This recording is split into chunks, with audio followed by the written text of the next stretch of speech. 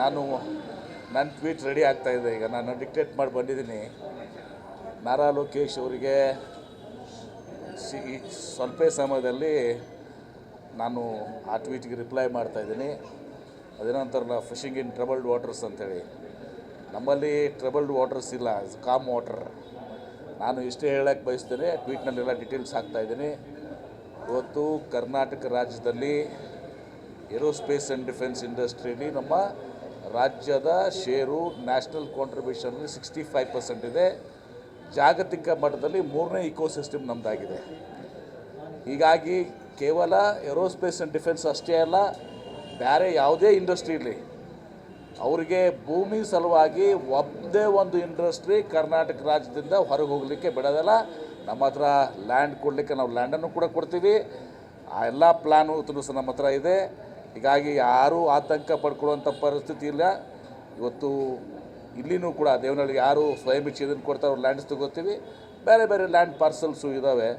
ಒಟ್ಟಾರೆ ಇಷ್ಟೇ ಹೇಳ್ತೇನೆ, ನಾರಾ ಲೋಕೇಶ್ ಅವರ ನಿಮ್ಮ ಏನು ಆಹ್ವಾನ ಅದ, ಆ ಆಹ್ವಾನಕ್ಕೆ ಯಾರೂ ಕೂಡ ನಮ್ಮ ರಾಜ್ಯವನ್ನು ಬಿಟ್ಟು ಹೋಗೋದಿಲ್ಲ. ನಮಗೆ ಅವ್ರಿಗೆ ಎಲ್ಲ ರೀತಿಯ ಕೇವಲ ಲ್ಯಾಂಡ್ ಅಷ್ಟೇ ಅಲ್ಲ, ನೀರು, ಅದು ನೀರನ್ನು ಕೂಡ ಈಗ ನಾವು ಡೈರೆಕ್ಟ್ಲಿ ನಮ್ಮ ಇಂಡಸ್ಟ್ರಿ ವಾಟರು ಪ್ರತಿಯೊಂದು ಇಂಡಸ್ಟ್ರಿಯಲ್ ಎಸ್ಟೇಟ್ಗೆ, ಅದು ಬೆಂಗಳೂರು ಸುತ್ತಮುತ್ತ ಇರ್ಬೋದು, ಉತ್ತರ ಕರ್ನಾಟಕದಲ್ಲಿರ್ಬೋದು, ಎಲ್ಲ ಕಡೆಯೂ ಕೂಡ ನಾವು ಇಂಡಸ್ಟ್ರಿಯಲ್ ಅಲೋಕೇಶನ್ ವಾಟರನ್ನು ಇವತ್ತು ಕಾವೇರಿಯಿಂದ ಸುಮಾರು 3,000 ಕೋಟಿ ರೂಪಾಯಲ್ಲಿ ಇವತ್ತು ಸಹ ನೀರನ್ನು ಕೊಡ್ತಾಯಿದ್ದೀನಿ.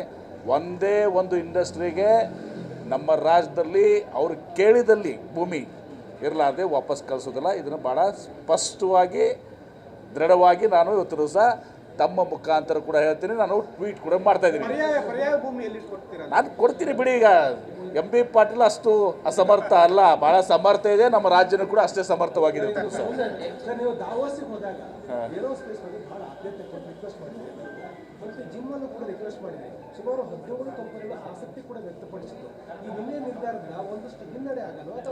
ಏನು ನಾನು ಹೇಳ್ತಾ ಇದ್ದೀನಲ್ಲ, ಈಗ ಇಷ್ಟು ಪದ್ಧತಿಯಿಂದ ಹೇಳಿದ್ದೀನಿ, ಯಾವುದೇ ಹಿನ್ನಡೆ ಆಗುವಂಥ ಪ್ರಶ್ನೆ ಇಲ್ಲ.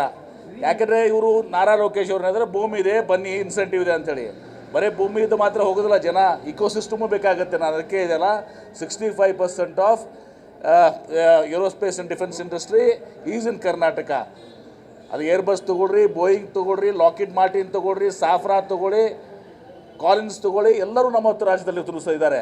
ಹೀಗಾಗಿ ಒಂದು ಅವರು ಭೂಮಿ ಮೇಲೆ ಮಾತಾಡ್ತಾಯಿದ್ರೆ, ಭೂಮಿನೂ ಕೂಡ ನಾನು ಹೇಳ್ತೀನಲ್ಲ, ಭೂಮಿ ಇವತ್ತು ಸಹ ಅವ್ರು ಎಲ್ಲಿ ಕೇಳಿದ ಏರೋಸ್ಪೇಸ್ ಆ್ಯಂಡ್ ಡಿಫೆನ್ಸ್ ಇಂಡಸ್ಟ್ರಿ ಅಲ್ಲ, ಬೇರೆ ಯಾವುದೇ ಇಂಡಸ್ಟ್ರೀಸ್ ತೊಗೊಳ್ಳಿ, ಅದು IT ಇರ್ಬೋದು, ಇಂಡಸ್ಟ್ರೀಸ್ ಇರ್ಬೋದು, ಡಿಪ್ ಟೆಕ್ ಇಂಡಸ್ಟ್ರಿ ಇರ್ಬೋದು, AI ಇರ್ಬೋದು, ಪ್ರತಿಯೊಬ್ಬರಿಗೂ ಕೂಡ ಅವ್ರು ಎಷ್ಟು ಬೇಕಷ್ಟು ಕೇಳ್ತಾರಲ್ಲ ಜಮೀನು, ಅವ್ರಿಗೆ ಬೇಕಾಗಿರೋಂಥ ಜಮೀನನ್ನು ಅವರು ಕೇಳಿದಲ್ಲೇ ಬೆಂಗಳೂರು ಹತ್ರನೇ ಕೊಡ್ತೀನಿ.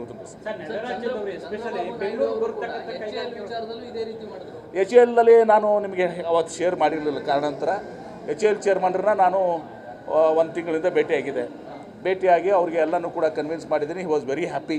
ಅವರು ತಮ್ಮ ಒಂದು ಇಂಟರ್ವ್ಯೂದಲ್ಲಿ ಕೂಡ ಹೇಳಿದ್ದಾರೆ, ನಾನು ಮಿನಿಸ್ಟ್ರಿ ಭೇಟಿಯಾಗಿದ್ದೀನಿ, ಹಿಂದೂದಲ್ಲಿ ಒಂದು ಇಂಟರ್ವ್ಯೂದಲ್ಲಿ ಭೇಟಿಯಾಗಿದ್ದೀನಿ, ನನಗೆ ಎಲ್ಲ ರೀತಿಯ ಸಹಕಾರವನ್ನು ಭೂಮಿಯನ್ನು ಕೊಡ್ತೀವಿ ಅಂತ ಹೇಳಿದ್ದಾರೆ.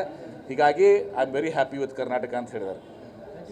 ನೆರೆ ರಾಜ್ಯದವರು ಬೆಂಗಳೂರಿಗೆ ಬರ್ತಕ್ಕಂಥ ಕೈಗಾರಿಕೆಗಳ ವಿಚಾರಕ್ಕೆ ಎಷ್ಟು ಗಮನವನ್ನು ಇಟ್ಕೊಂಡು ಸೆಳೆಯುವಂಥ ಪ್ರಯತ್ನ ಆಗ್ತಿದೆ, ಎಸ್ಪೆಷಲಿ ಬೆಂಗಳೂರಿಗೆ ಅಥವಾ ಕರ್ನಾಟಕಕ್ಕೆ ಬರ್ತಕ್ಕಂಥ ಕೈಗಾರಿಕೆಗಳ ವಿಚಾರವಾಗಿ. ಯಾಕೆ ಸರ್ ನೆರೆ ರಾಜ್ಯದವರು? ಸ್ವಾಭಾವಿಕ ಈ ಸ್ಪರ್ಧೆಗಳು ತುಳಿಸಿದೆ, ಅದು ನಾವು ತಪ್ಪನ್ನೋದಿಲ್ಲ. ಆದರೆ ನಾವು ಹೋಗ್ಲಿಕ್ಕೆ ಬಿಡೋದಿಲ್ಲಲ್ಲ. ನಾನು ಬಿಟ್ಟರೆ ತಾನೇ ಅವ್ರು ಹೋಗೋದು. ನಾವು ಭೂಮಿ ಕೊಡ್ದಿದ್ರೆ ಅವ್ರು ತಾನೇ ಅವ್ರು ಹೋಗೋದು. ನಾವು ಭೂಮಿ ಕೊಟ್ಟ ಮೇಲೆ ಹೋಗ್ತಾರೆ ಇಲ್ಲಿಂದ. ಬರೀ ಭೂಮಿ ಅಷ್ಟೇ ಅಲ್ಲ, ಇಕೋಸಿಸ್ಟಮು ಅಷ್ಟೇ ಮಾತು ಪಡ್ಕೋತದೆ. Don't worry.